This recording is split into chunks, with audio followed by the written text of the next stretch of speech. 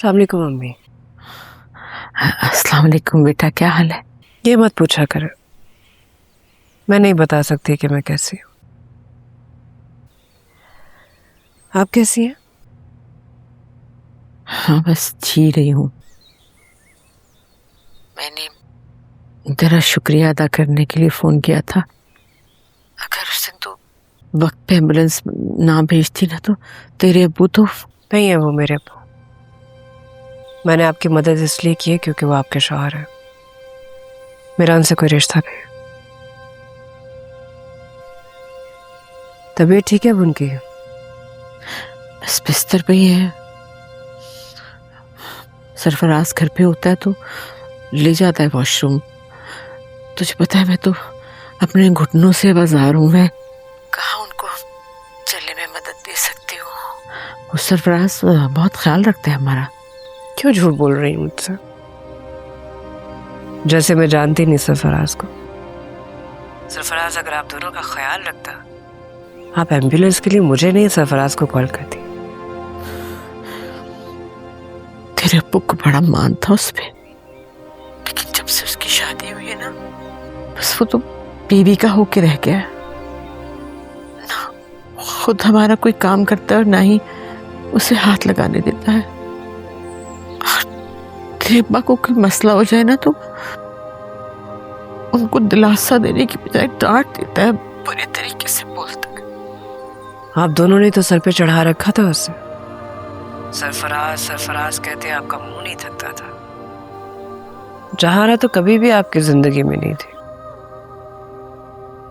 याद है आपको? हर रोज रात को दूध गर्म करके मुझसे चोरी आप सरफराज को पिलाया करती थी। और जब कभी मैं देख लेती थी तो आप कहती थी तबीयत खराब है सरफराज की, दूध के साथ दवा दे रही हूं उसे। जब भी आलू गोश्त बनता था उसकी सारी बोटियां सरफराज की प्लेट में जाती थी और मेरी प्लेट में आलू और शोरबा। और कभी अगर मैं कहती थी अम्मी मुझे एक बोटी दे दे, तो आप कहती थी तुझे दे दूंगी तो रात को सरफराज क्या खाएगा? सब याद है मुझे, अच्छी तरह याद है। लेकिन मैं क्या करती? जिस घर से मैं आई थी और जिस घर में आई थी वहां हमेशा बेटों को बेटियों पे अहमियत दी जाती थी। वही मैंने भी किया। लेकिन हम बड़ों से ये गलती होगी बेटा, तू ना करना। बेटी और बेटे में कभी फर्क ना रखना। अरे मैं भी कैसी भुलक्कड़ हूँ, अपनी बातों में भूल ही गई तेरे बच्चों का पूछना। सुना कैसे है ईशा और शावीर? हाँ बहुत अच्छे। लंच टाइम हो गया, मुझे बुला रहे हैं, वहां मुझे जाना है। बाद में बात करें। खुदा हाफिज। खुदा हाफिज।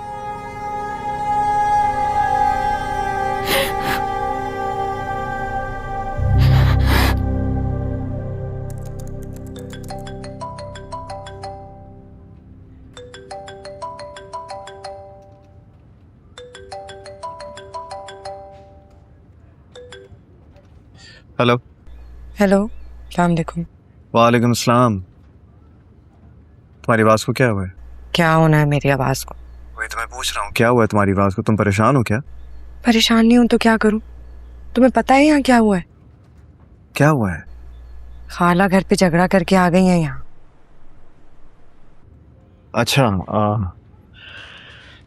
तो इसका मतलब है कि अम्मी पहुंच गई हैं? हाँ, पूरा सूटकेस भर के लाई हैं। कह रही हैं जब तक खालू उनको मनाएंगे नहीं तब तक वो यहीं रहेंगी।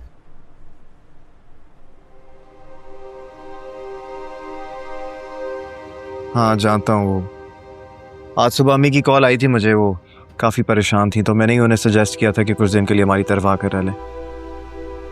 तुमने खुद ही डिसाइड कर लिया, मुझसे पूछा भी नहीं?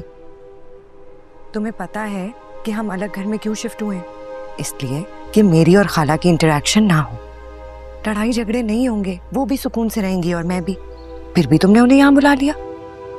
जब से वो आई है ना बस रोक टोक ही कर रही है, ये मत खाओ वो मत करो, घर में 100 नुक्स निकाल रही है। किचन इतना छोटा है, अपना घर छोड़ के किराए के घर में शिफ्ट हो गए हो। ये कमरा क्यों बंद है? मालिक मकान से कहो कमरा खोले, कल को बच्चा होगा तो कमरे की जरूरत पड़ेगी। और बाय द वे उन्होंने ये भी डिसाइड कर लिया है कि पोता ही होगा।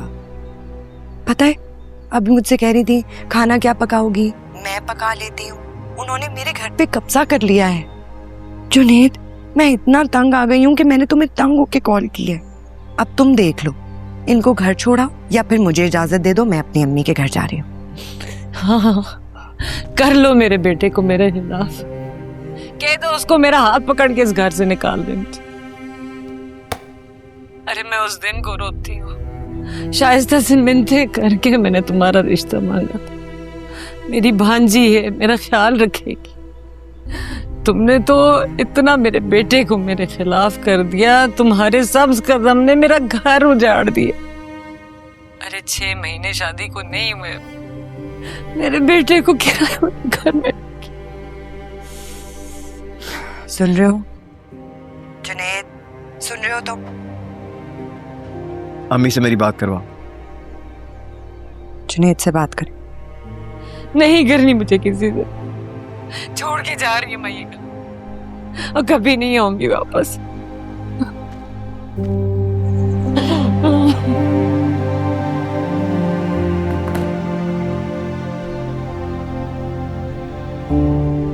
हेलो हेलो जुनेद,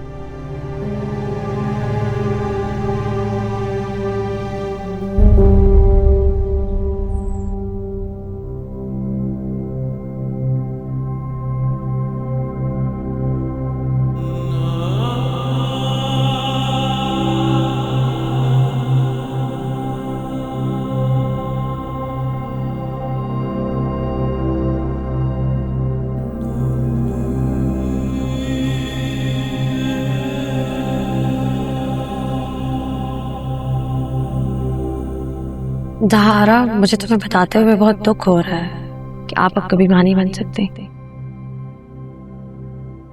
क्या कह रही हैं डॉक्टर साहब? आप ठीक से देखिए ना। माना कुछ अर्सा पहले मेरा मिसकैरेज हुआ, मगर इसका मतलब ये तो नहीं कि मैं आपकी तमाम रिपोर्ट्स को देखने के बाद ही आपको ये सच बता रही हूँ।